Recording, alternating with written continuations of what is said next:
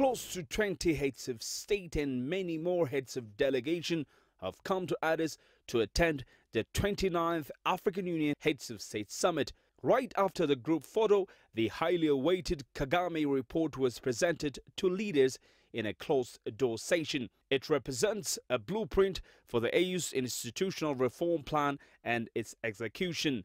AU chairperson President Alpha Conde of Guinea later confirmed Africa's commitment to implementing the reform program. The measures that we have taken within the framework of empowering, that is self-financing and institutional reform of the African Union, together with our determination of silencing the guns on the continent by 2020, will strengthen the credibility of our continent and also call for respect and consideration from our partners, so that together within the framework of a viable and equitable partnership we can build this world of prosperity which is a shared one.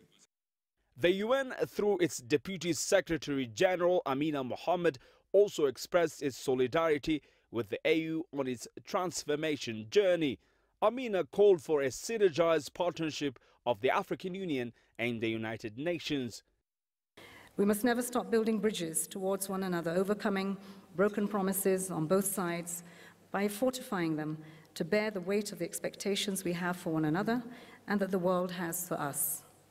On behalf of the Secretary General and myself, we commit ourselves to working together to achieve the Africa we want for Africa's young people, our children and those yet unborn. But challenges still remain for the continent. The AU still has a lot to do to manage peace and security issues across Africa.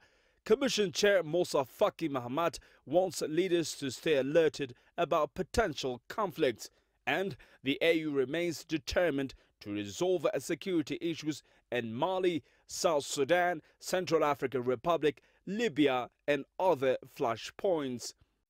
We remain determined with all our strength to diffuse tension and to encourage political solutions in regions where violence, alas, still exists.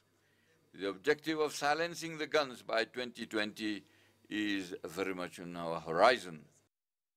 This AU summit will also discuss the 0.2% levy on member states for financing the union to steer it away from donor dependency.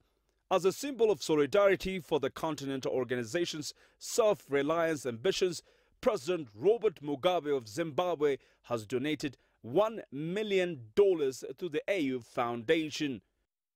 This time, the African Union leaders are gathering for their biannual summit under the theme Harnessing the Demographic Dividend Through Investment in Youth. On his address to his fellow leaders, the current chair of the union, also president of Guinea, Alpha Conde, said it is time for Africa to begin investing significantly on the youth to assure a sustained continental future. Also avoid the gruesome journey of young Africans in search of jobs overseas. Girum, Chala, CGTN, Addis Ababa, Ethiopia.